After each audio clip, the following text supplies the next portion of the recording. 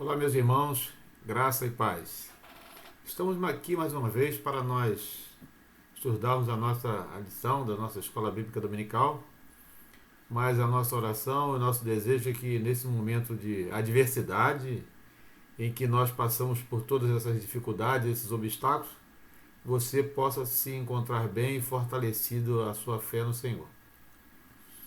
E o tema que nós vamos estudar neste domingo fala sobre o profeta Isaías, né? E o tema é que quando a adversidade é a incredulidade, né? Não é diferente dos nossos dias, como Isaías também estava vivendo no seu período ali por volta de 765 a.C., e ele já profetizava ali durante 4 reinados, né, do rei Jotão, Acais e Ezequias, né, e rei Uzias, né? Então ele profetizou nesse tempo. Então ele teve o privilégio de ser boca de Deus, porta-voz da palavra nesse período, né? E como o significado do próprio nome de Isaías diz que ele o Senhor é a salvação, né? Então ele anunciava a salvação do Senhor, chamando a atenção ali do povo de Israel, né, naquele período, num período muito triste, né, em que ele, segundo a narrativa bíblica, ele presenciou, né, ali o sitiar de Samaria, né, ali por Senaqueribe. Então deve ter sido momentos difíceis para o povo de Israel e para o profeta Isaías. E como o tema sugere, como o autor aqui apresenta, né, existe muitos motivos de adversidade na nossa vida. Mas especialmente nós vamos ver aqui para o povo de Israel nesse período, né, em que eles ouviam, sabiam que era Deus, conhecia os milagres que Deus havia feito e concedia a eles, mas eles estavam desapercebidos, como diz o tema aqui, ele estava incrédulo, né? E lá no primeiro versículo do capítulo 53, o próprio profeta ele diz, né? Quem creu em nossa mensagem ou na nossa pregação em outra tradução? E quem foi revelado o braço do Senhor? Então, nós vemos aqui que acho que com um sentimento assim até de tristeza, desapontamento, né? Isaías faz essa colocação. Quem deu ouvido à nossa mensagem? Né? E nós podemos perguntar, eu posso perguntar, você pode perguntar, quem tem dado ouvido à mensagem, à palavra de Deus nesse tempo que nós chamamos hoje? Em meio a todas essas adversidades que nós temos vivido, né? Todo problema social, emocional, de saúde, profissional, financeiro. Então nós estamos vivendo uma enxurrada de problemas que nós estamos passando, de adversidade que nós estamos passando nesse momento, né? E o profeta aqui pergunta, quem deu ouvido à nossa mensagem? Quem deu ouvido à nossa pregação? E a pergunta também se faz para cada um de nós, né? Quem tem dado ouvido à nossa pregação? O que nós temos falado, né? Para que esse povo deixe de ser incrédulo, né? Que em todos os momentos difíceis nós podemos ver a mão e a ação de Deus se fazer presente, até no meio de toda essa situação que nós estamos passando, né? E não foi diferente ali, como eu falei ali no povo de Israel, não é diferente do nosso dia de hoje, né? Mas nós vemos que a palavra de Deus fala que para poder alguém ouvir, alguém precisa falar, né?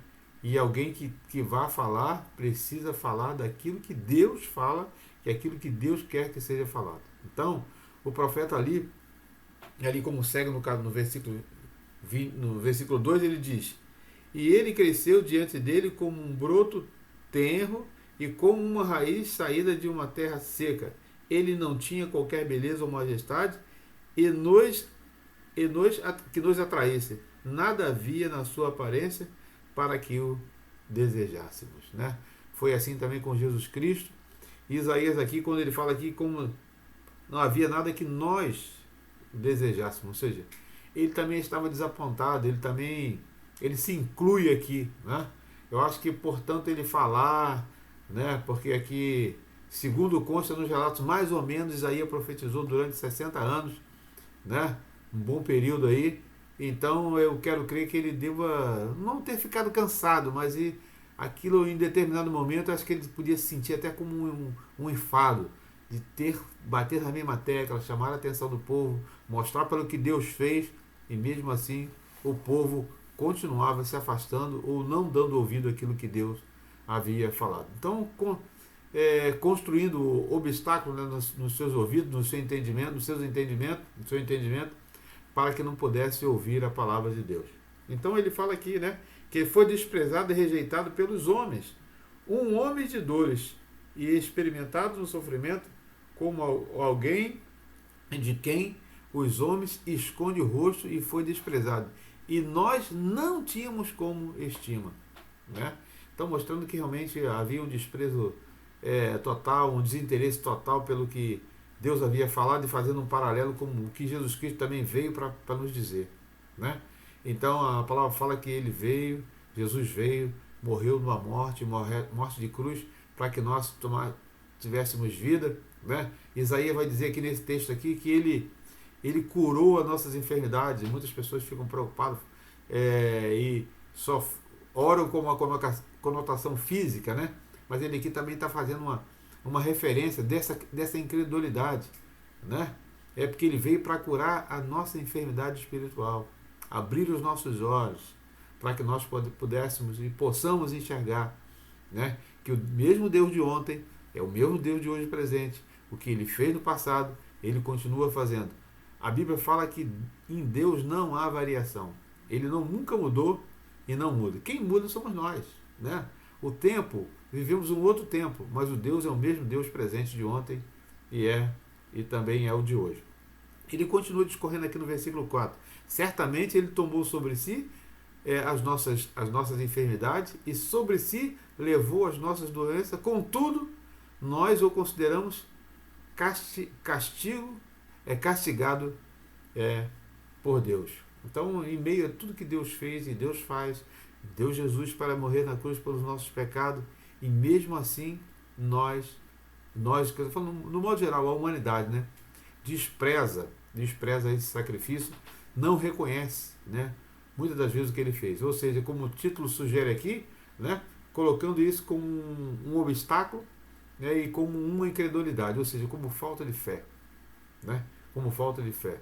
Então, nós vemos que nos momentos difíceis as pessoas se lembram até de Deus, né, oram, buscam, pedem para que nós oremos por elas, mas quando passa aquele momento de dificuldade, quando passa aquele momento de adversidade, elas se esquecem, né? Fazem até promessas, né? Fazem promessas, mas depois esquecem, né? Como vê o seu rosto no espelho, e depois, seguindo, já não se lembra mais como era, né? Exatamente, né? Não se lembra do mover de Deus, da ação de Deus, que Deus lá no passado fez pelo povo de Israel, e faz por nós hoje também, que somos povo presente. E ele continua aqui dizendo no versículo 5: mas ele foi transpassado por causa das nossas transgressões, foi esmagado por causa das nossas iniquidades. E o castigo que nos trouxe a paz estava sobre ele, e pelas suas feridas fomos sarados. Ou seja, né, em meio a esse amassar do coração de Deus, esse sofrimento do coração de Deus, e mesmo assim ele demonstrou o amor por nós, né? Permitindo, né, fazendo um paralelo aqui, né, permitindo que seu filho Jesus morresse naquela cruz, derramasse o seu sangue, né, para que nós pudéssemos ser alcançados. E aí eu volto lá no primeiro versículo de Isaías, né? Quem tem dado ouvido à pregação do Senhor, né? E aí nós podemos, né, não acrescentar, mas podemos também enfatizar de quem tem levado essa mensagem e para quem tem levado. A quem você tem falado, né?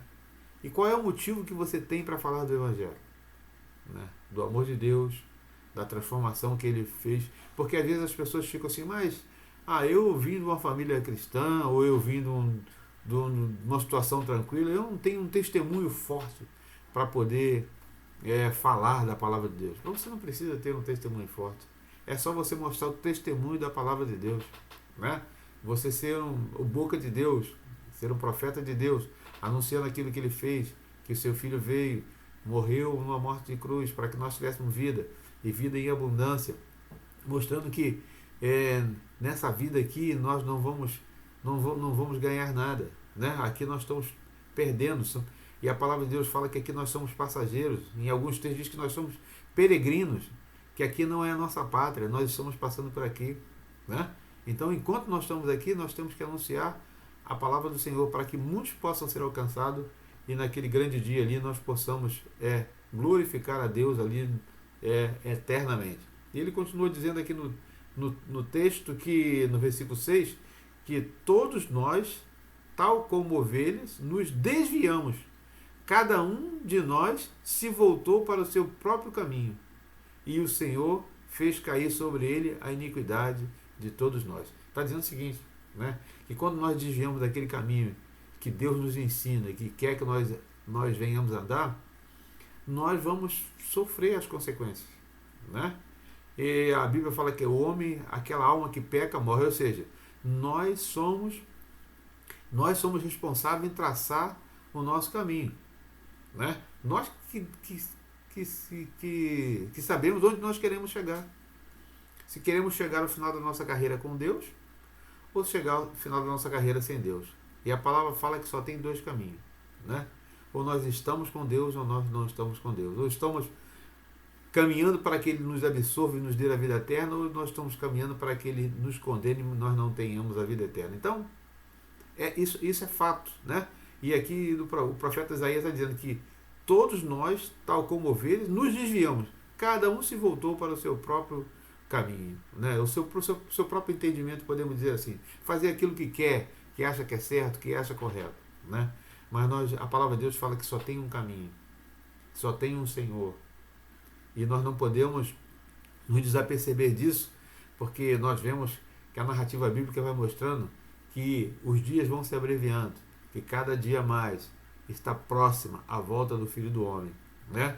E aí a palavra fala assim: quando o Filho do Homem voltar, será que ele achará fé na terra? Né? Essa é uma dúvida que vai começar, que está permeando no coração, né? Está no coração de muita gente, né? E que o seu coração não possa estar parando essa dúvida, né?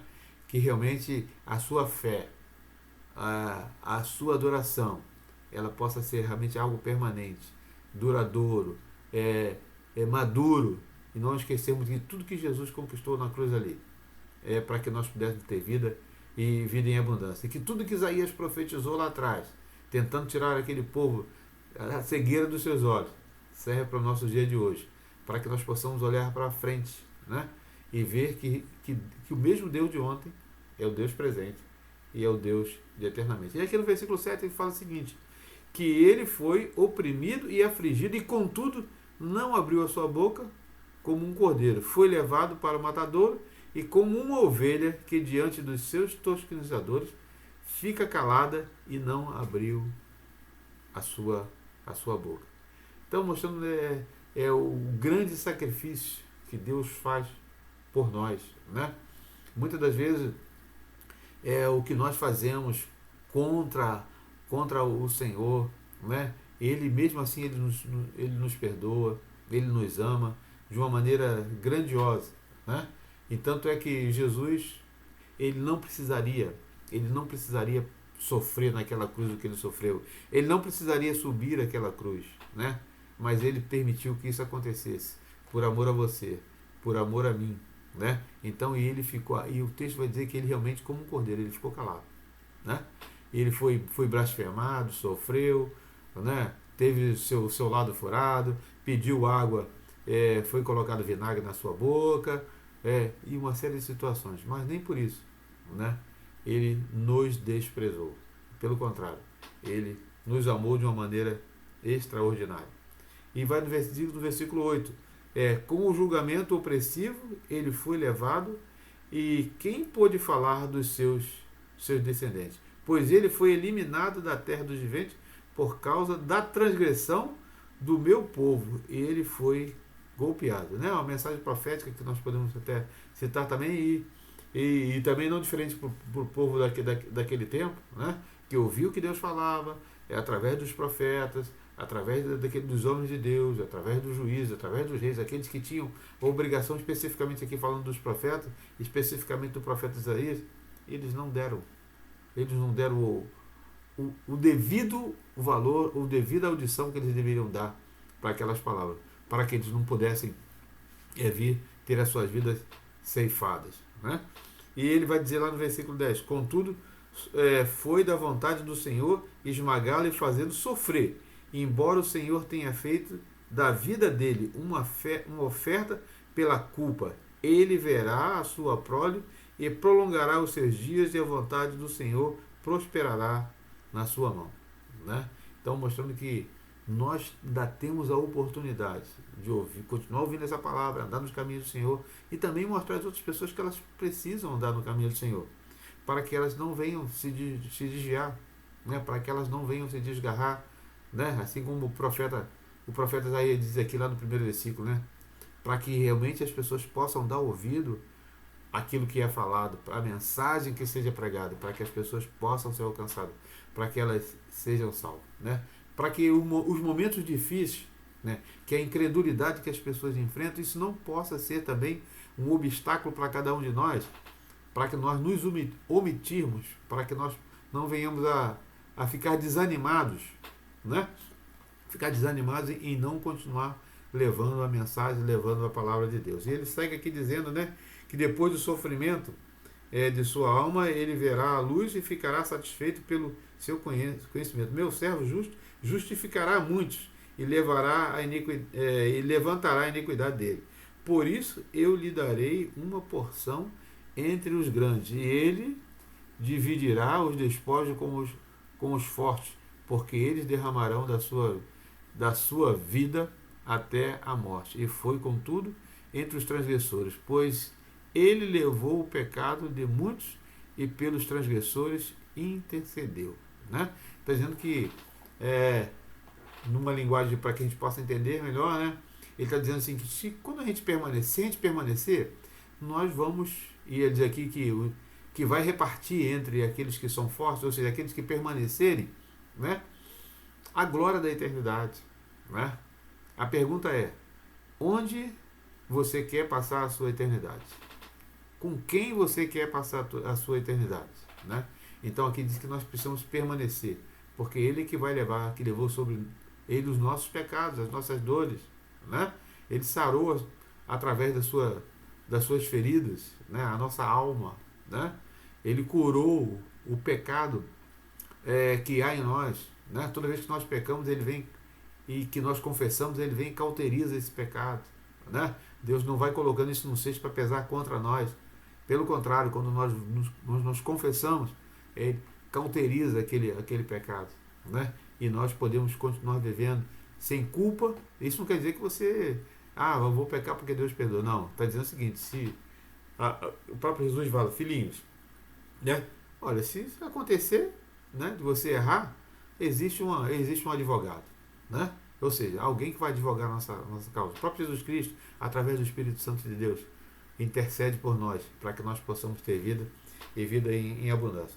E o autor aqui ele vai dizer, né, que em alguns momentos a adversidade vem do fato das pessoas não acreditarem em nós. Então a pergunta não, quero dizer o seguinte, que a mensagem que nós devemos levar tem que ser uma mensagem concisa, uma mensagem clara, para que as pessoas possam ouvir de quem é Deus, o que ele foi e o que ele é, e o que ele fez, e o que ele faz e o que ele fará. A incredulidade a incredulidade impede as bênçãos de Deus sobre nós e sobre os que amamos. Então, quer dizer, é uma cortina que não só você ou eu possa ficar cego, mas pode cegar até aqueles que estão ao nosso lado, ao nosso redor, dentro da nossa casa, né? Voltando lá, que a gente vai ver lá em Neemias, toda aquela dificuldade, né, para reconstruir a cidade e tal, e na questão da adoração, ele, não sei para quem vocês vão seguir, mas eu e minha casa serviremos ao Senhor. A gente tem que ter certeza, né? Não pode ter cortina mediante os nossos olhos, para que nós venhamos desviar para a direita e para a esquerda. Ele vai dizer aqui, precisamos perseverar em nossa fé e vivê-la em nosso dia a dia, para que, por meio de nós, as pessoas venham a conhecer o Senhor. Está dizendo assim, você não precisa fazer muita coisa não, né? Mas o seu proceder, o seu modo de vida já é um grande testemunho, já é uma grande mensagem, né? Do seu vizinho, do seu amigo, do seu colega de trabalho, né? Pode realmente saber quem é você, só pelo seu comportamento e sobre a sua atitude. E ele diz aqui, ó, para pensar e agir. Paulo exorta os crentes a examinar sua fé, lá em Coríntios, no capítulo 13, no versículo 5. Examine a sua vida pela evidência da salvação. Essa evidência deve concluir. Né? Ele está dizendo que nós devemos ter fé, né? Por tudo aquilo que nós vemos e que nós cremos. Saber que realmente Jesus é o Senhor, autor e consumador da nossa fé, que por Ele e para Ele foram feitos e são feitas todas as coisas, né? Então uma série de situações, né, que Ele vai chamando a nossa atenção para que nós possamos viver. E ele vai dizer também aqui, ele vai citar lá até a questão dos frutos do Espírito, né? Que nós devemos ter amor, devemos que ter alegria, devemos que ter misericórdia, compaixão das pessoas, para que elas possam ser alcançadas, né? E aí volta lá no que Isaías falou, né? Quem vai crer na nossa pregação? Se não for algo sincero, não for algo realmente, não for algo verdadeiro, não for algo realmente que venha do coração de Deus para o nosso coração, né? Como é que vai ser essa questão? Ele vai dizer aqui também, lá como eu falei, o fruto do Espírito, né? Amor, que prega o amor entre os irmãos, né? Vai falar que nós não podemos viver o oposto, né? Que ele vai falar a questão da idolatria, da falta de amor, falta de fé. Isso não pode ser aquilo que possa estar permeando o nosso coração, né? E fechando esse bloco aqui de estudo, né? E como eu sempre digo, aqui nós não temos a pretensão que o que nós estamos conversando aqui, o que nós estamos falando, venha suprir todo esse assunto e venha suprir todo que você deve conhecer sobre Isaías. Mas, pelo menos do capítulo 1 até o capítulo 40 e 43, que você leia, para você entender um pouquinho mais, para você tirar a sua conclusão e para você entender que nos momentos difíceis, né, mesmo nos momentos difíceis, Deus está conosco sempre. É aquele que cuida de nós. Independente da adversidade, independente da dificuldade, independente da incredulidade das pessoas. Não fique preocupado com isso, né? Eu preciso fazer a minha parte, você precisa fazer a sua parte, né? Porque Deus é bom em todo o tempo. Não importa as circunstâncias, né, que nós vivemos. Que Deus possa abençoar a sua vida, a minha vida, e possa nos dar um dia abençoado na sua presença. Graça e paz.